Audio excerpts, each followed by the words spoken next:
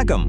இன்னைக்கு நாம தமிழக அரசு ஊழியர்களோட எதிர்காலத்தையே தீர்மானிக்கக்கூடிய 2 முக்கியமான பென்ஷன் திட்டங்களை பத்தி தான் அலச போறோம். சரி, ஆரம்பிக்கிறதுக்கு முன்னாடி ஒரு முக்கியமான கேள்வி. உங்களுடைய ரிட்டையர்மெண்ட் வாழ்க்கையை நீங்க எப்படி பாக்குறீங்க? மாசம் இவ்வளவுதான் ஒரு கேரண்டியான வருமானம் வேணுமா, இல்ல கொஞ்சம் ரிஸ்க் எடுத்தாலும் பரவாயில்ல, சந்தையோட வளர்ச்சிக்கு ஏத்த மாதிரி நம்ம பணமும் வளரணும்னு நினைக்கிறீங்களா? பாத்தீங்கன்னா அரசு ஊழியர்களுக்கு முன்னாடி 2 பாதைகள் இருக்கு. ஒன்னு டாப்ஸ், இன்னொன்னு என்பிஎஸ். இது ரெண்டுமே வெறும் திட்டங்கள் மட்டும் இல்ல, ஓய்வூதியத்தை பத்தின 2 வேற வேற கண்ணோட்டங்கள். வாங்க ஒவ்வொன்னையும் விரிவா பார்க்கலாம். முதல்ல டிபிஎஸ். இதோட முக்கியமான விஷயமே அந்த உறுதி செய்யப்பட்டங்கிற வார்த்தை தான். சொல்லப்போனா இது ஒரு ஃபைனான்ஷியல் சேஃப்டி நெட் மாதிரி. மார்க்கெட் எப்படி வேணா போகட்டும், ஆனா அரசாங்கம் உங்களுக்கு ஒரு குறிப்பிட்ட தொகையை கேரண்டியா கொடுக்கும். உதாரணத்துக்கு, உங்க கடைசி மாச பேசிக் பை 80,000 ரூபாய்னா உங்களுக்கு மாசம் 40,000 ரூபாய் பென்ஷன் நிச்சயம். அதோட அகவிலைப்படியும் சேர்ந்து வரும். ஆனா என்பிஎஸ் இதுக்கு அப்படியே ஆப்போசிட். இதோட நோக்கம் வளர்ச்சி.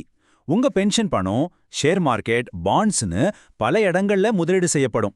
மார்க்கெட் நல்லா பர்ஃபார்ம் பண்ணுச்சுன்னா உங்க பணம் பல மடங்கு பெருகி உங்க ரிட்டையர்மெண்ட் ஃபண்டும் ரொம்ப பெருசாக வாய்ப்பு இருக்கு. சரி, இப்ப இந்த 2 திட்டங்களையும் சைட் பை சைட் வச்சு ஒவ்வொரு அம்சமா ஒப்பிட்டு பார்க்கலாம் வாங்க. இந்த டேபிள்ல பாத்தீங்கன்னாலே ஒரு முக்கியமான வித்தியாசம் உங்களுக்கு புளிச்சுன்னு தெரியும். அது என்னன்னா ரிஸ்க், அதாவது இடர். அந்த ரிஸ்கை யார் எடுத்துக்கிறாங்கன்றதான் இங்க கேம் சேஞ்சரே. டிபிஎஸ்ல முழு பொறுப்பும் அரசாங்கத்தோடது. ஆனா என்பிஎஸ்ல மார்க்கெட் சம்பந்தப்பட்ட எல்லா ரிஸ்க்கும் ஊழியரான உங்க மேலதான் விழுது. வாங்க இந்த முக்கியமான பாயிண்ட்டை இன்னும் கொஞ்சம் ஆழமா பார்க்கலாம். ஒரு பக்கம் அரசாங்கத்தோட கேரண்டி, இன்னொரு பக்கம் மார்க்கெட் கொடுக்கக்கூடிய வளர்ச்சி வாய்ப்பு. விஷயம் ரொம்ப சிம்பிள். டாப்ஸோட முன்னுரிமை பாதுகாப்பு, அதனால ரிஸ்க மாநில அரசு ஏத்துக்குது. ஆனா என்பிஎஸோட முன்னுரிமை வளர்ச்சி, அதனால அதிக வருமானம் கிடைக்கணுங்கிறதுக்காக தனிப்பட்ட ஊழியரே அந்த ரிஸ்க எடுத்துக்கணும்.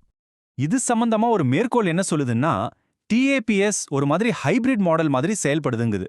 அதாவது பழைய பென்ஷன் திட்டத்துல இருந்த பாதுகாப்பையும் எடுத்துக்குது, அதே சமயம் என்பிஎஸ்ல இருக்கிற மாதிரி ஊழியர்களும் பங்களிக்கிற முறையும் வச்சுக்குது.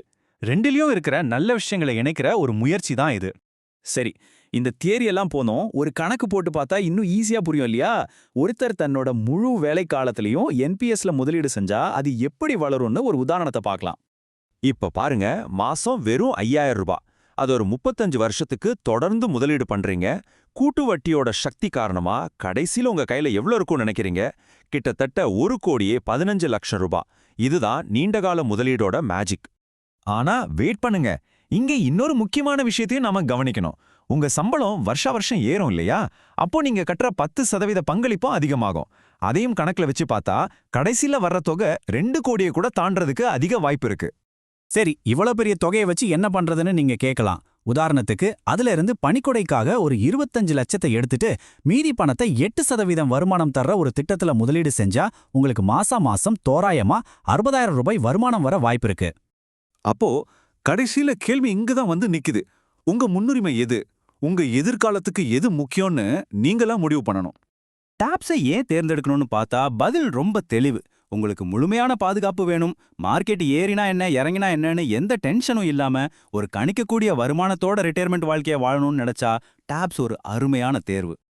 இன்னொரு பக்கம், இல்ல நான் கொஞ்சம் ரிஸ்க் எடுக்க தயார், மார்க்கெட் மேல எனக்கு நம்பிக்கை இருக்குன்னு நீங்க நினைச்சீங்கன்னா என்பிஎஸ் உங்களுக்கு ஒரு பெரிய தொகையை சம்பாரிச்சு கொடுக்க வாய்ப்பு இருக்கு. அதிக வருமானத்துக்கான சாத்தியம் இங்க தான் அதிகமா இருக்கு. ஆக கடைசியா ஒன்னு சொல்றேன். இங்க எது பெஸ்ட் ஸ்கீமுங்கிறத விட உங்களுடைய நிதி இலக்குக்கும் ரிஸ்க் எடுக்கிற மனநிலைக்கும் எது பொருந்துங்கிறது தான் முக்கியம். நீங்க அரசாங்கத்தோட உத்தரவாதத்தை நம்புறீங்களா, இல்ல சந்தையோட வளர்ச்சி மேல நம்பிக்கை வைக்கிறீங்களா? இந்த கேள்விக்கான பதில் தான் உங்க ஓய்வு கால பயணத்தோட திசையை தீர்மானிக்க போகுது.